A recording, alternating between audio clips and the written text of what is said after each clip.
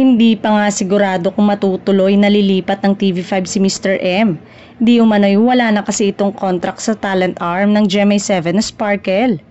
Nakailang taon din si Mr. M sa Sparkle pero hindi siya naging visible sa mga event ng Sparkle.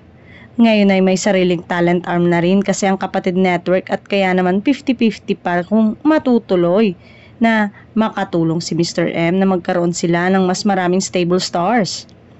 May source din na nagsabi na gusto din nito na bumalik sa ABS-CBN kung saan ito nagsimula. Tila nagsisi nga daw kasi ito nang iwan ng Kapamilya Network gayong hindi naman siya naging visible sa GMA7 noong nagdesisyon na lumipat ito. Sa ABS-CBN nga nag-umpisa si Mr. M bilang head ng Star Magic na pinamumunuan ngayon ni Mr.